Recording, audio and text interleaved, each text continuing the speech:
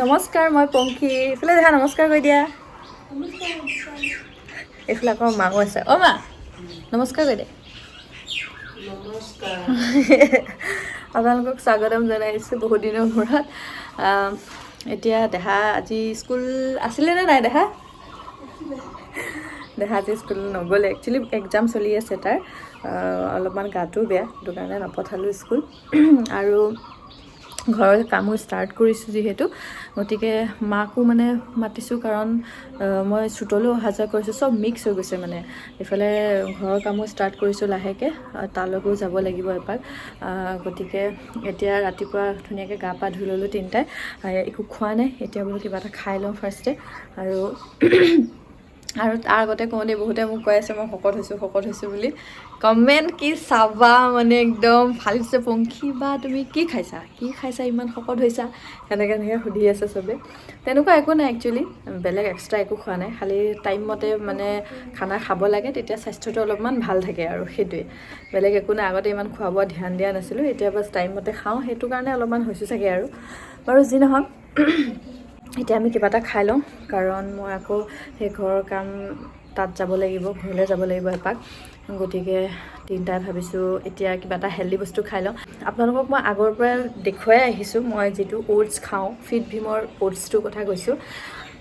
এনে সাধাৰণতে মানুহে চাবচোন, কিবা এটা যদি মানে হেল্ডি বস্তু বুলি কয়, মাথাত পটকৈ অ'টছটোৱে আহে।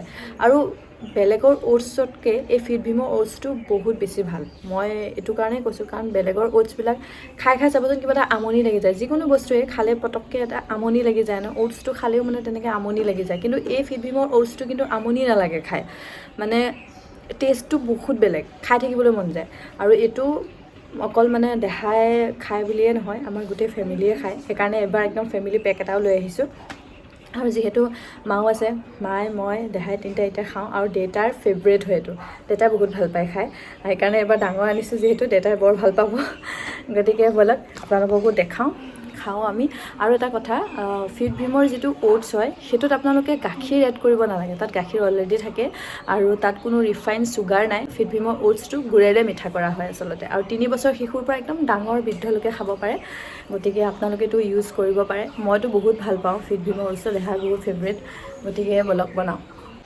এইটো হৈছে ফিট ভীমৰ অ'টছটো, আৰু এইটো বনাবলৈও একেবাৰে সহজ, আৰু বেলেগৰ অ'টছতকৈ যে বহুত বেছি ইজি। কাৰণ বেলেগৰ অ'টছবিলাকত চাবচোন বহুত বেছি এড কৰিব লাগে, বনাবলৈও এলাহ লাগে, টেষ্টটো অলপমান মানে আমনি লাগি যায়। কিন্তু এইটো মানে বনালে একেবাৰে ইজি হয়। মই আপোনালোকক দেখাইছোঁ ৰ'ব বনাই।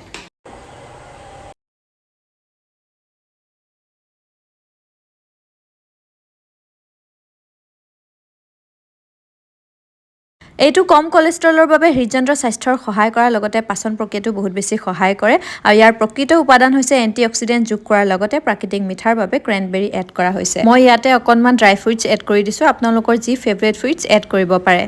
এইফালে 2টা বাতি লৈ লৈছোঁ, এটা বাতি হৈছে দেহাৰ আৰু মোৰ, আৰু এটা হৈছে মাৰ। গতিকে বলক টেষ্টটো কেনেকুৱা কয় চাওঁ। এইটো লা, এইটো তোমাৰ, আৰু এইটো দিম মাক। খাইছা অ'টছ টেষ্টি। মানে কি, দেউতা খাইছে কিন্তু মায়ে মানে নাখায় হা, মায়েও টেষ্টি পাব খাই পেলাই। এইটো কি গাখীৰ দিয়া নে নিদিয়া? গাখীৰ তাত এড কৰাই হৈ আছে, ইয়াত মানে গাখীৰ অলৰেডি আছে, মানে গাখীৰটো এক্সট্ৰাকৈ নিদিলেও হ'ব। খাইছা কি টেষ্টি, আৰু আমাৰ অসমৰ ভীমকলেৰ দৰেই এইটো, মানে আমাৰ ভীমকলৰ বহুত হেল্ডি হয়, আৰু হজমো কৰে ধুনীয়াকৈ। আমাৰ দেহাটো ফেভৰেট হয় ন দেহা? মজা লাগে, ভীমকল গোন্ধাই হয়নে? মই খাইছে দেখিছেনে? হয়, ভীমকলৰ নিচিনা লাগে হয়নে? হয়, ভীমকল আছে আকৌ, সেইকাৰণে ভীমকল গোন্ধাই। এয়া মায়ে ৰিভিউ দিলেই। আমাৰ দেহাটো আৰু আগৰ পৰাই ভালেই পায় খাই ন দেহা? খোৱা, ময়ো খাম দেই। বহুত হেল্ডি হয় আকৌ অ'টছ, দিয়া খোৱা। ময়ো অকণমান খাই চাওঁ দেহাটা। ফিট ভীমৰ অ'টছৰ এই লিংকটো মই ডেছক্ৰিপশ্যনত দি থৈ দিম, আৰু তেওঁলোকৰ অফিচিয়েল ৱেবছাইট www.grow2grow.in ত এভেইলেবল থাকিব, লগতে এমাজন আৰু ফ্লিপকাৰ্টতো এভেইলেবল থাকিব। সেইফালে পালোহি, বহুত দিনৰ মূৰত আহিছোঁ, আহাই নাছিলোঁ। এয়া মাটি পেলাইছে, এয়া দেউতা লাগি আছে, আৰু মাটি পেলাব, আৰু এতিয়া হৈ যাব কাম ষ্টাৰ্ট ঘৰৰ। আকৌ বহুত দিনৰ মূৰত ষ্টাৰ্ট কৰিছোঁ, মাজতে এৰি দিছিলোঁ কাৰণ সেয়া এইখিনি কৈছিলোঁ ন পানী হৈ আছিলে, এতিয়াও চকল অলপ পানী আছে, শুকাই যাব এইখিনি। এতিয়া মাটিখিনি ফ্লাপ কৰি দিলে সেইফালে টিংখিনি লগাবলৈ মানুহ আহিব। সেই মা আৰু এয়া বৰ্তাৰ ঘৰৰ বৌজনী বহি আছে, কথা পাতি আছে। মই দেহাক থৈয়ে পতাপত আহিছোঁ, আকৌ যাবগৈ লাগিব। অকণমান বোলো চাই যাওঁ কেনেকুৱা ধৰণৰ কি হৈ আছে, ইমান দিন হ'ল অহা নাই। দেউতাটো বেচেৰাটো কৰি আছে। মই কৈছোঁ মানুহ এজন লগাই দিয়া বুলি, লগাই দিব, কাইলৈ আহিব চাগে। এতিয়া যিহেতু আবেলি হ'ল সেইটো কাৰণে এইখিনিত মাটি পেলাই দিলে তেতিয়া মানে টিংটো লগাবলৈ ভাল হ'ব আৰু বাঁহখিনি পুতিবলৈ মানে ভাল হ'ব। সেইটো কাৰণে মাটিখিনি হেৰি কৰি দিছোঁ। আৰু আগফালে এটা গাঁতৰ নিচিনা হৈ আছে, সেইটো পুত খুৱাই দিছোঁ মানে, তেতিয়া সুবিধা হ'ব আৰু। এতিয়াহে মনটো শান্তি লাগিছে। কেতিয়া মাটি পেলাবলৈ পাম, কেতিয়া মাটি পেলাব পাম এনেকুৱা লাগি আছিলে, কাৰণ যিহেতু বৰষুণ হৈ গৈছিলে ন, সেইটো কাৰণে। য'টো চাওক কিমান ধুনীয়া লাগে আবেলি টাইমত। আৰু মানে এইবাৰ 2টা দল আহিব। সেয়া দেউতা নাচি আছে।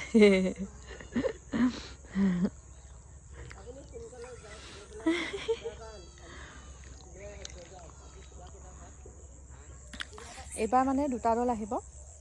এটা দল হৈছে টিং লগোৱা আৰু এটা হৈছে মানে প্লাষ্টাৰ কৰা। এবাৰ মানে একেবাৰে কৰিয়ে দিম বুলি ভাবিছোঁ। ভগৱানৰ কৃপাত কি হয়, আপোনালোকে আশীৰ্বাদ কৰি থাকিব খালি। এইকেইদিন ৰৈ দিলোঁ আৰু এবাৰ নাই, ঘৰৰ কামটো কৰিব লাগিব ষ্টাৰ্ট। এইফালে আকৌ আহি গ'ল মাটি পেলাবলৈ। হে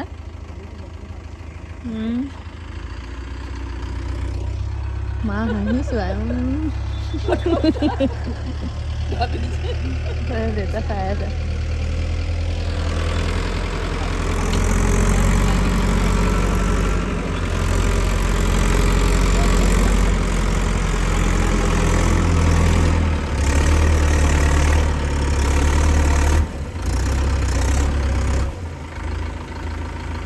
পটলককৈ পেলাই দিব এতিয়া।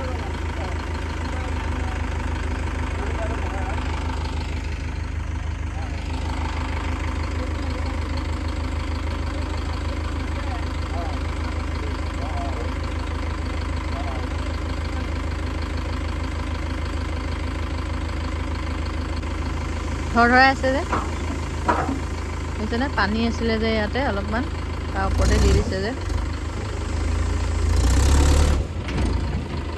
উপায় নাই নহ'লে মানে। আৰু আমাৰ এইখিনি মাটিখিনি দ যে, বহুত দিন লাগে মানে পানী শুকাওঁতে, সেইকাৰণে পূৰা মাটি দি দিছে।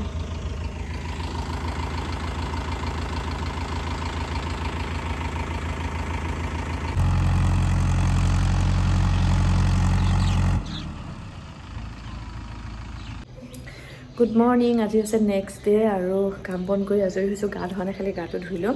এইফালে দেহাও ওলাইছে।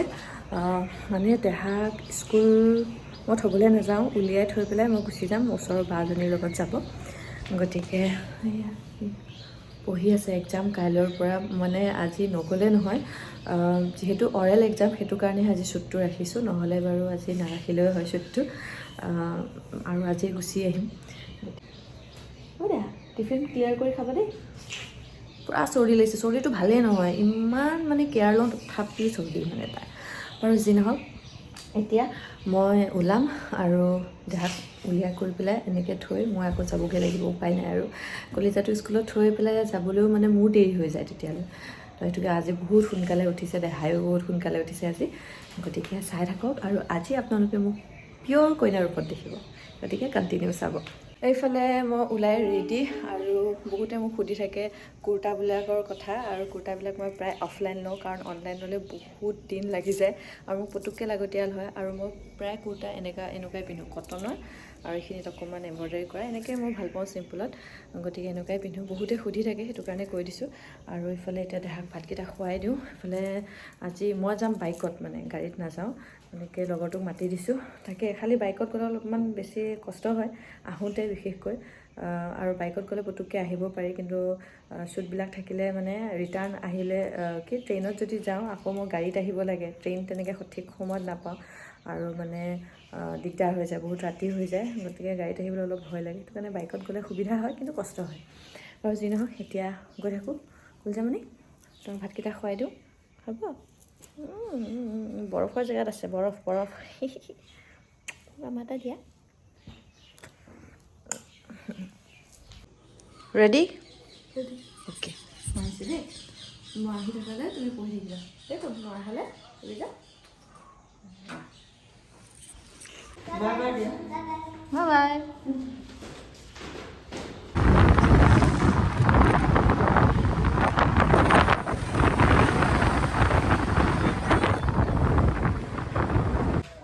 এইফালে পাইছোঁহি ৰাচিতাৰ ষ্টুডিঅ' আৰু এয়া হৈছে মেকআপ আৰ্টিষ্ট প্ৰিয়ংকা তাইৰ এনে আচল ঘৰ হৈছে বঙাইগাঁও আৰু বাক্সা জিলাত তাই থাকে তাৰ পৰা আহিছে শ্বুট কৰিবলৈ ইয়াতে আৰু শ্বুট এটা কৰোঁতে সঁচাকৈ চবৰে বহুত বেছি কষ্ট হয় ইমান সময় বহি থকাটো মুখৰ কথা নহয় আৰু লগতে মেকআপ আৰ্টিষ্টগৰাকী এনেকৈ চাপৰি মেকআপ কৰাটো কিন্তু সহজ নহয় গতিকে ভাল লাগে এটা শ্বুট যেতিয়া সম্পূৰ্ণ মানে হৈ যায় যেতিয়া ভাল হয় শ্বুটটো বহুত বেছি ভাল লাগে আৰু এয়া জুৱেলাৰীও ৰাচিতাৰ পৰাই লোৱা হৈছে ড্ৰেছ সকলো ৰাচিতাৰ পৰাই লোৱা হৈছে আৰু এই লুকছটো অলৰেডি ইনষ্টাগ্ৰামত বহুত বেছি মৰম দিছে সকলোৱে ভাল লাগিছে আৰু প্ৰিয়ংকা মণ্ডল তাইৰ ফুল নেম সঁচাকৈ তাইও ইনষ্টাত প্ৰিয়ংকা মণ্ডল বুলি আছে সঁচাকৈ বহুত ধুনীয়া মেকআপ কৰিছে লুকছটো মোৰ নিজৰে বহুত বেছি ভাল লাগিছে আৰু ইয়াতে আপোনালোকক এটা কথা জনাই থৈ দিওঁ যে মই বহুত কেইজন এষ্ট্ৰলজাৰ পাইছোঁ আৰু বহুত কেইজন এষ্ট্ৰলজাৰে মোক এইটো কথাই কৈছে যে মোৰ ছেকেণ্ড মেৰেজ আছে বুলি পেলাই ফিউচাৰত হ'ব বুলি পেলাই কৈছে নাজানো কি হয় কাৰণ কপালৰ কথা কোনো ক'ব নোৱাৰি কিন্তু বহুতে মোক কুৱেশ্যন এইটোৱে কৰে যে যদি কেনেবাকৈ ছেকেণ্ড মেৰেজ হয় তেতিয়াহ'লে ঘৰটো কি কৰিবা বা দেহা কি কৰিবা তেনেকুৱা ধৰণৰ প্ৰশ্ন কৰে কমেণ্টতো কয় গতিকে তেওঁলোকক জনাই দিওঁ যদি হয় সঁচাকৈ মোৰ ছেকেণ্ড মেৰেজ হয় ঘৰটো মই কিয় নবনাম ঘৰটো মই দেহাৰ কাৰণেই বনাই আছোঁ আৰু দেহাক মই কেতিয়াও এৰি নিদিওঁ মই নাজানো মোৰ কপালত কি লিখা আছে মুঠতে মই দেহাক মোৰ লগত ৰাখিম